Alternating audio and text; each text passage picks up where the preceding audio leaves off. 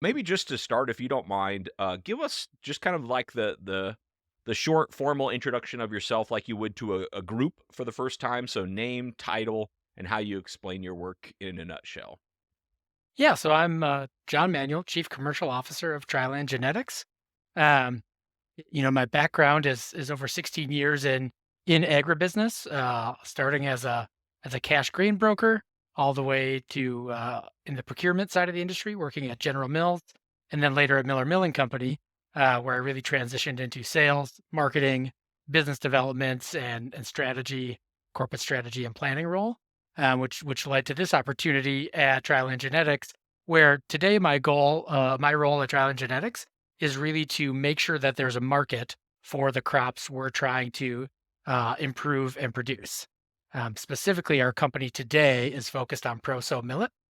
Our, Mhm. our tagline is sustainable food for a world with less water. So, our Mm. goal is really to boost the productivity of water efficient crops to sort of help cure some very urgent and pressing issues in the agriculture world.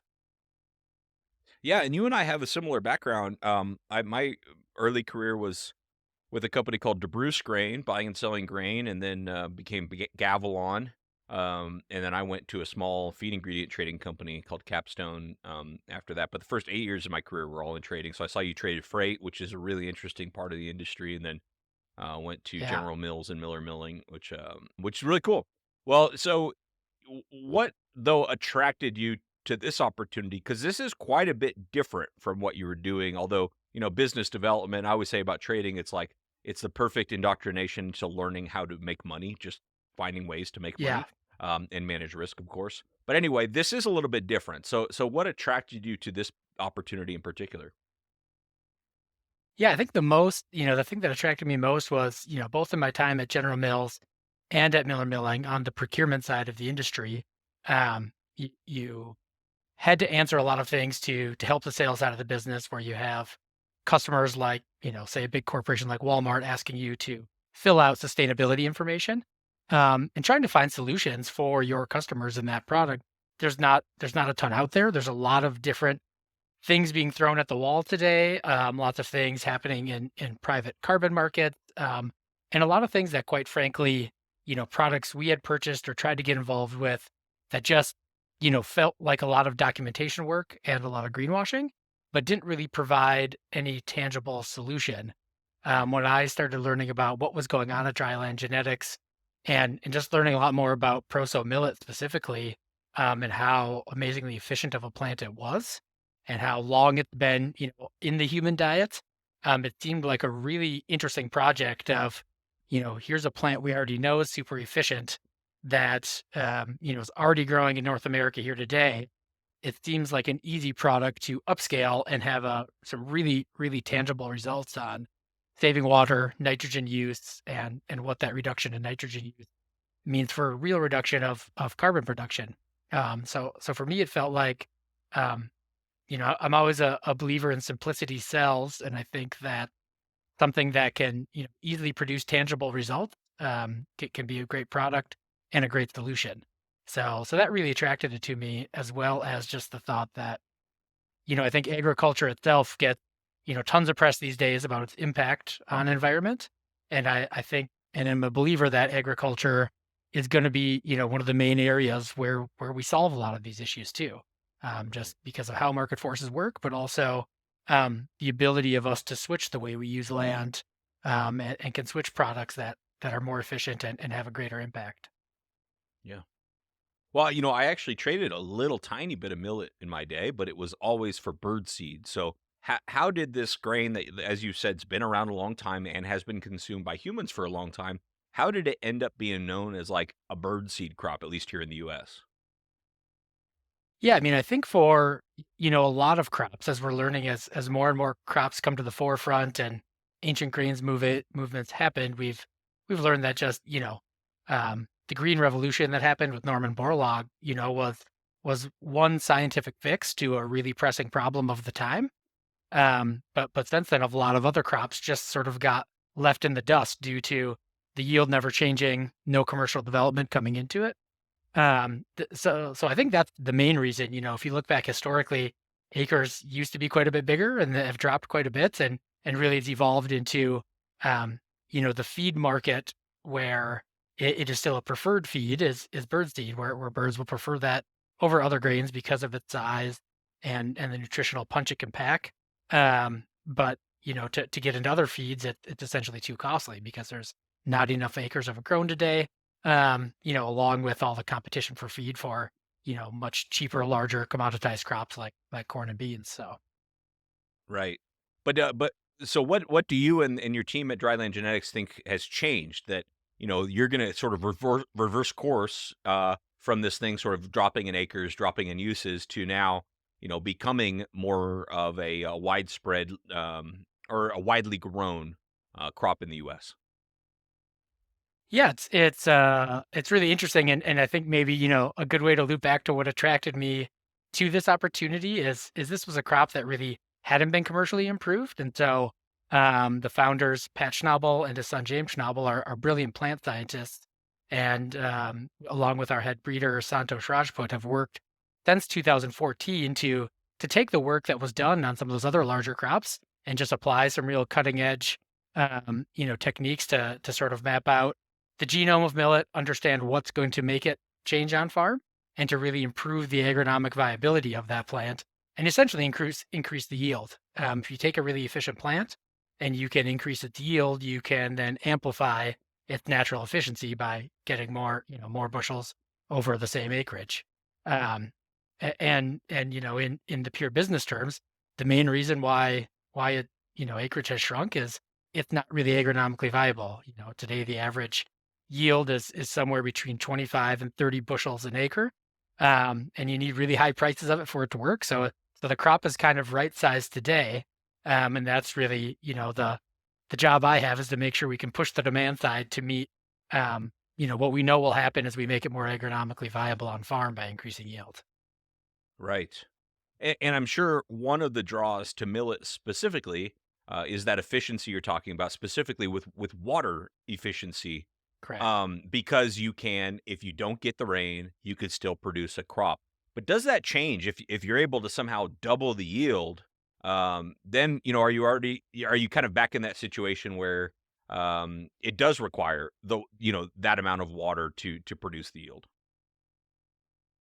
Yeah, so what, I've learned from Pat and James and Santosh is that, really why they focused on millet because they saw as they've increased the yield on it, we really haven't seen any more nutrient uptake needed.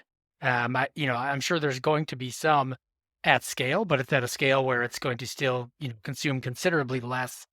Specifically, we like to think about targeting crops like dryland corn, where we're as a country sort of growing increasingly thirsty crops in increasingly arid areas as corn production especially has pushed west, and even in areas where it's not dryland but it's irrigated, say in western Kansas, where for the first time in years those guys are going to really see some local allocation to water supplies. And I think those growers are going to be looking for other options that can take less water and still produce a crop, and really start to think about how we manage that agricultural water use. Can growers, agronomically grow millet instead of corn using two-thirds of the water they did or one-third of the water they did? And what sort of total impact can we have on agricultural water use in irrigated areas and in dryland areas? Great. And, my understanding is there's different types of millets. What is proso millet, which is really the crop we're talking about here, right? Correct. Yeah, millet is a really broad term, which depending on who you talk to, and whose opinion, also include sorghum. If you sort of think of it at like sorghum as the top of the pyramid of the most used sort of cousin of millets, and has the most, push behind it, then there's all sorts of other things that get labeled as millet as well, including, pearl millet, finger millet. And then you start talking about other smaller crops like teff and fonio, which are all, things within the millet family. The one that Dryland Genetics is really focused on is proso millet because it's already grown here today in pretty substantial acreage, and obviously not anywhere near. It sounds very non-substantial when you compare it to corn and soybeans as roughly around 700,000 acres. in the U.S. today, and that's we think there's slightly more acres than the USDA has put out, which I think is around 635,000 this year. Um, but it's really focusing on that because it has a market today. It's got export interest, and it's used in food already today. And it's really the millet that grows well here in North America. Okay, well, let's talk more about that because you said your job is to kind of make sure that as your geneticists and your company are improving the productivity of millet, that productivity is also met with a market. So you want to improve not only the production but the value of millet as part of part of your job. So of those 700,000 acres, how much will go into domestic bird seed versus food, domestic food versus export? Yeah, I mean, I'd have to, take a quick deep dive into numbers, but this was a little bit of, back of the napkin math if you think of it Sure. of Yeah, totally roughly, fine. Yep. yeah, yep, yeah, roughly a third to anywhere from a third to a half, depending on the market that year, would go into the U.S. birdseed market, with depending on how markets play out, a third to a half being exported, and then of that last third, call it, what's being left fallow and some getting used for human consumption, or going to really sort of like minimal small plot animal feeding type places where people might feed it to other animals or feed it to poultry. Gotcha. And I imagine the growth opportunity is not in birdseed. So where are you focusing your efforts to kind of grow the overall millet demand? Yeah, we would love to. The quick obvious answer to speed it up would be to get it into animal feed rations. That's where really you could really move the needle on volume. So that's been a focus of ours, but there's obviously one I'd say one major roadblock to that, and that's cost, right? You're competing in that whole world is really a very commoditized purchase. So one thing we're focusing on is trying to get feed trials done with a few different partners, just to show that what is the nutritional impact on the animal in very real terms, and can we get that trial completed? And then as we look at cost, knowing that we'll be adding acreage on the other side, knowing that's going to be a moving target of a market that could be more liquid and could be a little bit more cost competitive as we grow acreage, what percentage does that make sense in rations? And is there a growth opportunity in that market to the human consumer of selling a more sustainable meat or protein product, by saying, this egg was fed by a chicken, was created by a chicken who was fed proso versus corn, and that individual egg is actually saving around 12 gallons of water use. And a market like eggs, we've really identified as one that's shown a lot of resilience to price stratification over the last recent years, and we think that's a really marketable item that you could stamp on every egg or stamp on every egg carton.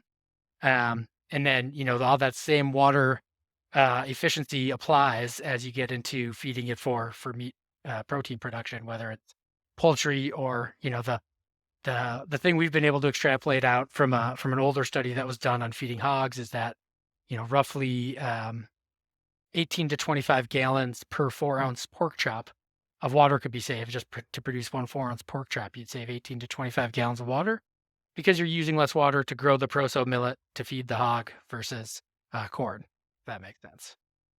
Yeah, no, that makes sense. And that's probably also why most of the proso millet is grown in the western part of the US, right? Where water is scarce, is that right?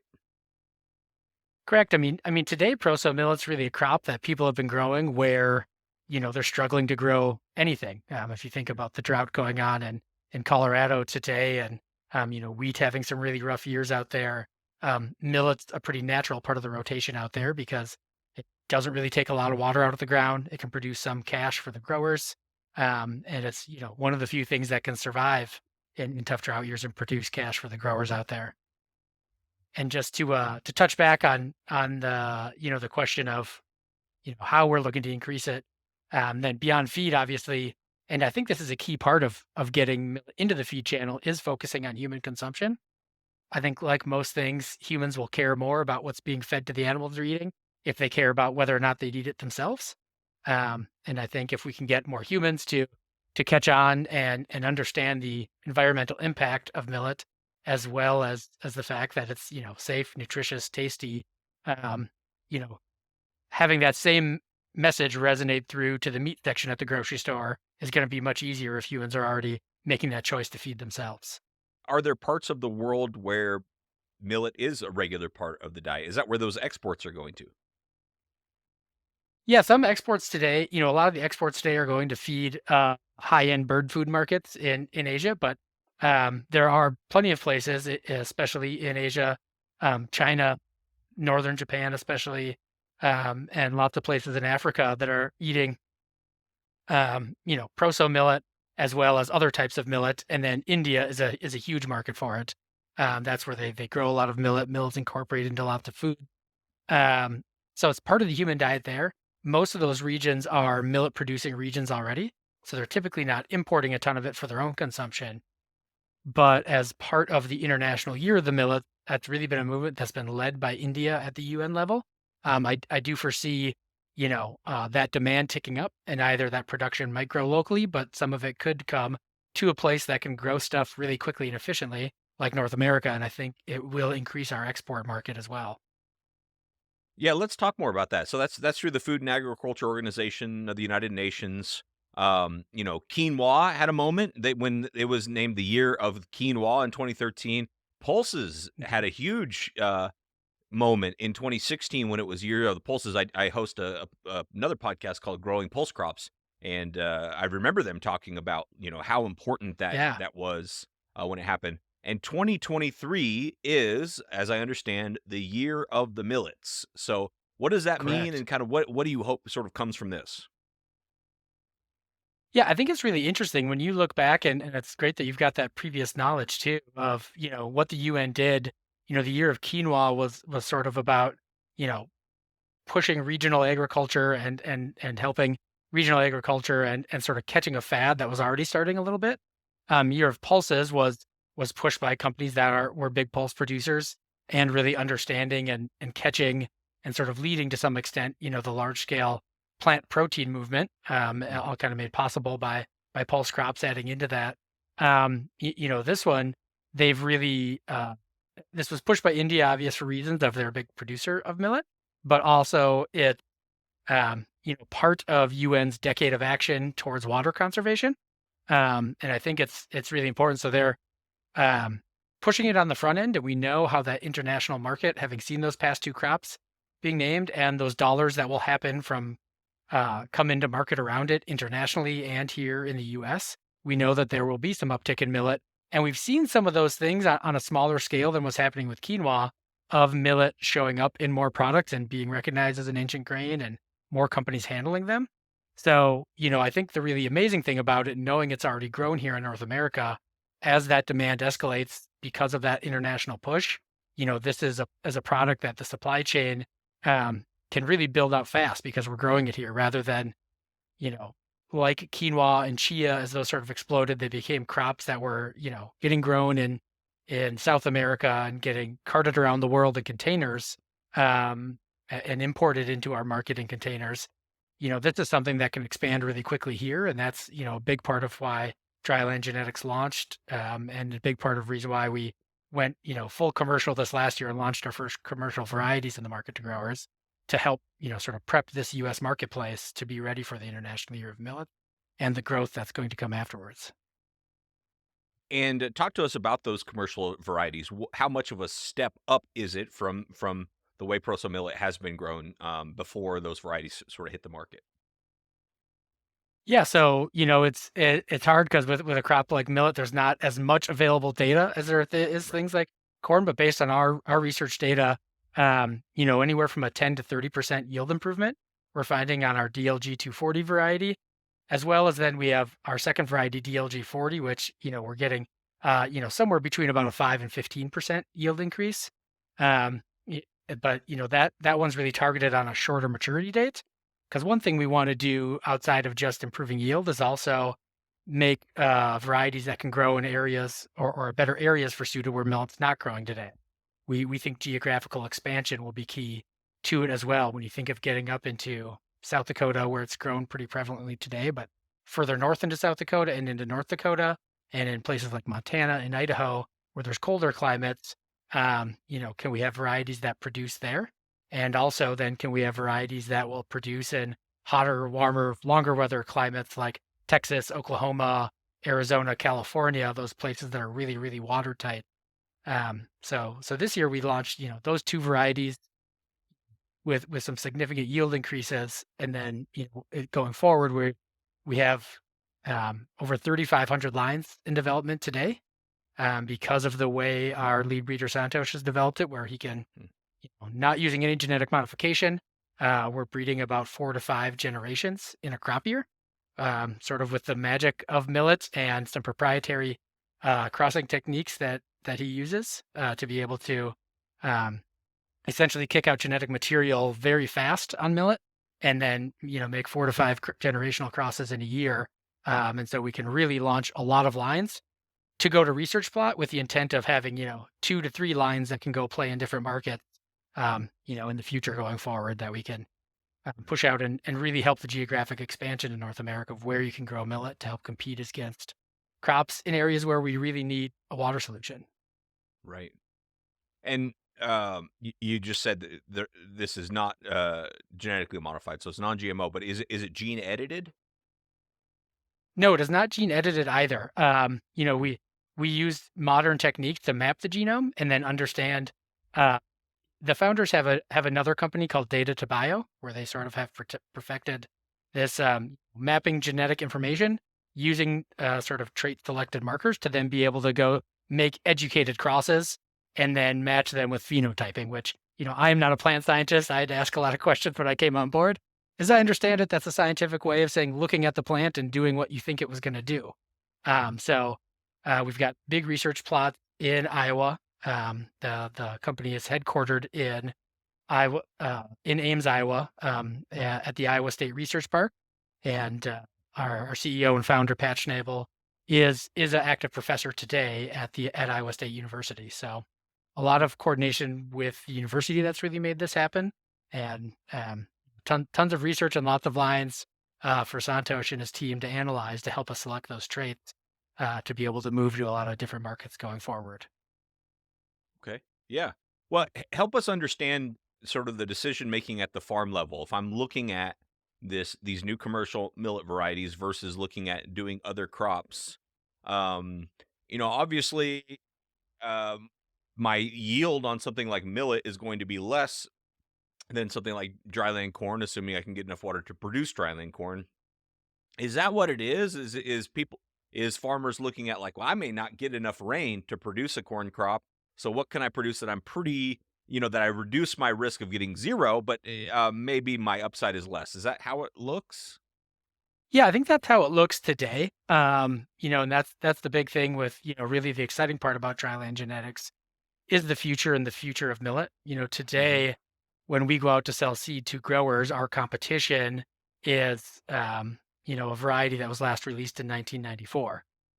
All existing varieties today have come through the public sector, university developed, and really the last variety that's out there used is called Huntsman, and that's sort of the main competition today. And that's the 1994 release, and there just hasn't really been commercial seed development in the millet world, and so we're really the first company to do it. And our founders are very solid on the science and believe that we can increase the yield um, over time and continue on a trend line that it can be more and more competitive as the company continues on a straight yield per acre level while maintaining a much higher efficiency quotient than you see in crops like corn. And what crops are these farmers typically rotating in with? Adding millet to rotation that would also include what? Is it corn, beans, wheat? Yeah, a lot of it. I mean, if you think of eastern Colorado, a lot of times Yeah. it's winter wheat, and that winter wheat will get cut and they'll come through afterwards and plant millet with the goal of kind of being off in anywhere from 80 to 100 days, depending on your climate afterward, and then getting winter wheat back in the ground. Or a lot of those guys in the situation they're in today are planting winter wheat, letting it go fallow for a year, following it up with millet, and then coming back in with wheat behind it. So depends who you talk to out there. It's a lot of changing rotations given what's going on with the moisture situation they have today. But it's really uh, out in those dryland areas, it's generally wheat, dryland corn, that's being moved around with millet. And do you have a concept of how much millet is dryland versus irrigated? For the most part, I would say today it's, probably upwards of 90-95% of millet is planted on dry land. Given the low yield with existing varieties that people can get today, um, and where the price is at, you could obviously boost the yield by throwing it on irrigation, but if you're using that water, especially more and more often, places where people are using water, they're having to, meter out by allocation or pay for their water allocation. So people are usually, putting irrigation on higher price crops, but we really think that in the next year, especially, you're going to see millet being put under irrigation in Western Kansas, places where they're going to start getting their water truly cut for the first time, and maybe looking for crops that can produce cash that they can use much less water on. So that's really a growth target for us is to get millet under irrigation and help those growers reduce the amount of water they're pulling out of the ground. Well, do we have any early adopters on the food side that are starting to use millet or, kind of really leading the exploration into including it as a sustainable part of whatever food they're providing? Yeah, I'll call out a few brands here today. I mean, brands that, have it in their, before even I started, had it in their products. Kind Bar, they've probably got it on more SKUs than just about anybody. And then General Mills, when they went gluten free, switched over, it became one of their five grains in their multi-grain Cheerios. So they're using it, and then there's tons of smaller companies who are doing amazing jobs doing it. And one I want to call out who's been, great to work with in this environment, and I think sort of a standard of companies who are understanding that they're selling on a friendlier to the environment message and are actually willing to go out and proactively do things that they understand will cost more, and that's Daily Harvest. Hmm. They sell, it's not quite a meal kit, I would say, but it's more home meals that you can get through subscription service to your homes. Um, and then, probably the biggest millet champion in North America has been Joni Kinwall Moore, and she's starting her own brand called Snacktivist that's been around for a few years, and she's Okay. gaining a lot of attraction with it too. And she does gluten-free pancake mixes, waffle mixes, and she's moving into a lot of other areas.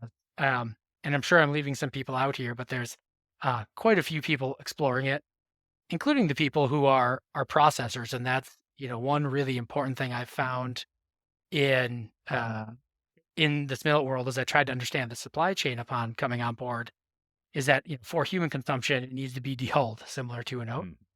Hmm. But as of today, there's only two people sort of publicly stating that they're dehulling it, and that's Bay State in Colorado and Red River Commodities in Fargo. Oh And yeah. there is a third rather large player coming on board. I haven't seen them make a public announcement about them adding it yet, so I'll leave that to them to do it. But another large, wheat miller soon to come to the table to process millet as well too out in California. And to be clear, all those that you mentioned, Kind Bar, General Mills, Daily Harvest, Activist, they're all using proso millet. Correct. Yep. Yeah. Yep. So they're What using about proso Dave's millet Killer mostly. Bread? Does Dave's Killer Bread do millet? I believe it does. Yes, Dave's Killer Bread uses millet, so Yeah. shout out to Flower Foods. I couldn't tell you if it was in Dave's Killer before Flowers Foods bought it or not, but it's definitely a product that uses a lot of it. And then there's tons of really popular, more localized bread places out in California. Um, I'm probably gonna mess up the name, but Tartine, I believe, is a really famous bakery out in San Francisco Bay Area that's had a famous millet bread for a long time. Yeah. And that's something you find a lot of, in Europe as well too. Millet breads are more popular, where it's an inclusion amongst wheat flour, so it's not a gluten-free product, but it's really there to provide sort of a nuttier flavor to the bread.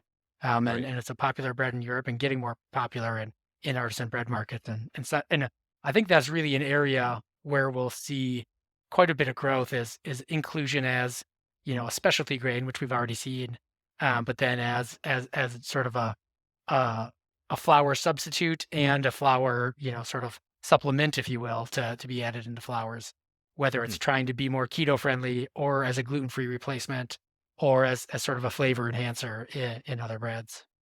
Yeah. Yeah, no, this is interesting, and, kinda where this all fits into a broader conversation I'm trying to engage in is that the future of agriculture, in order to be more sustainable, will need to have more realistic options for crop rotations, Right. and, I know you're kind of focusing more on the drier areas with this product, which Mhm. makes a lot of sense. But I think in order for it to be a real option, they need markets. So it's encouraging to see food companies engaging on this, and obviously the genetics need to get better, which that's what you're working on directly. I wonder though, how do you kind of do this in lockstep, where you're trying to improve, the productivity, you're trying to improve the marketability, and you're trying to improve the profitability, kind of all in one at the same time. Where are a lot of your efforts focused on in order to make that happen? Yeah, really a lot of my initial efforts were just on, learning about and understanding what the millet supply chain exists as today. There wasn't really a great resource for it. So really trying to make Dryland Genetics that resource as much as we can. If you check out our website today, drylandgenetics.com, and you look at, we've got it split into the, a grower section where we talk about our seed varieties, makers section where we, sort of link to why it's important for the food supply chain and why people should take it on and how they can connect with me to get connected to the millet supply chain, whether it's connecting someone to a processing partner or connecting directly with our growers.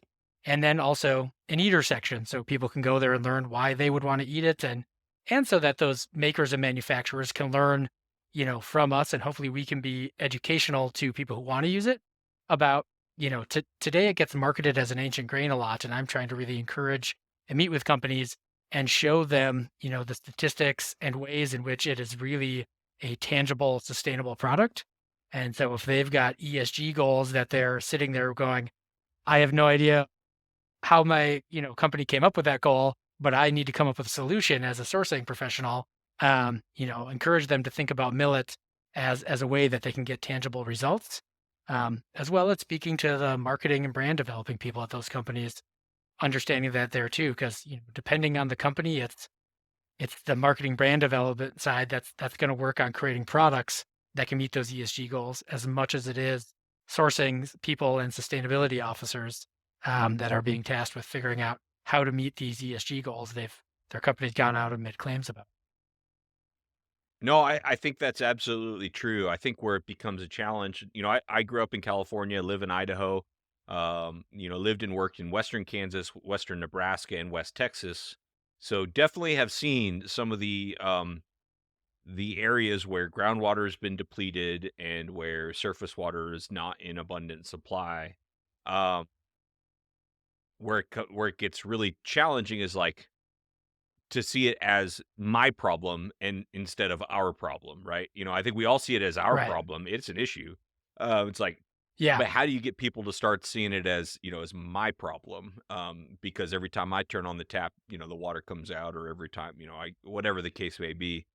I'm curious Yeah. about your thoughts on that. Not so much how you get people to feel guilty. It's not about that at all. It's more just like, where do you see things going in the future where the light bulb's going to come on and say, oh, I need to take responsibility for either number one, producing something that requires a lot less water because that frees up water for other uses, or number two, consuming a product because it uses less water. What do you see that kind of really tips the scales on individual decisions there? Yeah, I mean, I think we've seen a lot of things with the consumers, in the recent, especially 10 to 20 years, where there's an appetite, especially in younger generations, where they're willing to spend more money on food that when they buy it, if they believe that it's better for the environment, um, people are willing to spend that money on it. I think water conservation just hasn't been talked about enough. In the last few years now, we're seeing, more news and more press on it than ever. And I know, I've got teenagers at home and I think they're more aware of it than most people my age are. So I think that time is certainly coming. And as those markets grow and talk with their dollars, the market forces will work to make sure that those right products get there. At the same time, I think, so much of the market is completely caught up in, trying to decarbonize, which is a noble venture. But I think a lot of that is, I don't want to say throwing good money after bad or throwing the baby out with the bathwater, but where the whole market seems to be sort of chasing ways you can monetize carbon sequestration, and it's just a really difficult ethereal task. Whereas we can go save water today, and if we also can educate consumers around lowering nitrogen use and all the good carbon offsets that will have as well. I think just thinking about it more broadly and eating the most efficient plants possible, really gets everybody moving in the right direction. That will help, reduce carbon use, reduce nitrogen use, reduce water use. Um, and I think, that just more talk about water conservation and how urgent and dire it is, especially in the Western United States, is really going to help flip that switch. I think it's also, though, the last thing it's come up so fast in the last 2 years. Companies are really just starting to begin to market around it. And I think, it just takes one or two big brands to really lean into that messaging. And I think you'll see tons of follow on success that will come from it. Sure. Yeah. All right. Well, let me ask So, you another kind of futuristic question. If we do this interview again in 10 years and millet, proso millet has grown dramatically, um, would you think that you would be talking about how much it's grown in animal feed or human consumption? Which will be the bigger driver? yeah, I would honestly say if it's a success in 10 years, it's going to be because it's an animal feed. It's going to be because that message has worked its way through the entire supply chain.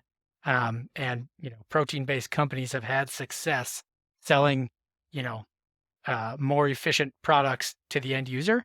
I think that'll move the needle on overall production much more than you'll see in just straight human consumption. I also, like I said before, I think the two are really linked. I think, if that message resonates with humans to the way that humans start consuming millet, they'll get the message on the meat packaging much better. And you'll have much quicker uptake on that side. So I really think those two are linked. If it's a success, it's honestly both. And I think getting it into animal feed will really be, the needle mover for putting lots of acres of proso millet in the ground. Um, and then that comes with all the other questions, and one sort of common criticism we've gotten from, regenerative agriculture world is, well, what are you doing? You're improving yield. And sometimes that can be a scary term that turns off companies. They're not looking for things that are improving yield. They're, looking for things that have other traits. And, are you just creating another monocrop? And I think, for me, that common pushback is I think there is some sort of end, regenerative dream state we can all think of, the platonic circle of the agriculture world, if you will. But I think, in order to get there, if we can't take a really efficient crop like millet and make it viable, we'll never get to that end state. So I think taking a crop like this, and boosting it along the way is a really important part of how do we get to a world where agriculture is more helpful, more efficient. And I think that's, a really big part of the story. And I think ultimately will be a big part of that success is the fact that, millet today really is a tool that fits the hand of American agriculture. It's a crop that growers can go, without going fully regenerative and throw in and make part of a cycle. And by nature of its efficiency are going to be doing better for the productivity, not just of this crop, but the follow-on crops as well, because of the efficient nature of millet. Sure. Yeah. Yeah, just tell them, 700,000 acres is a little early to be worried about a mass monocrop, right? Maybe when we get to Yes, 7 yes. million acres, we could start to have that Yeah. conversation.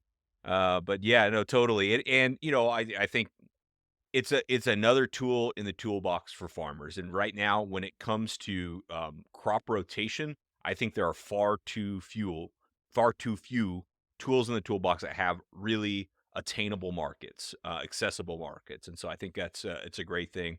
But I appreciate the time, John. Anything else you want to add or an ask of the audience, or just anything you want to mention before I let you go?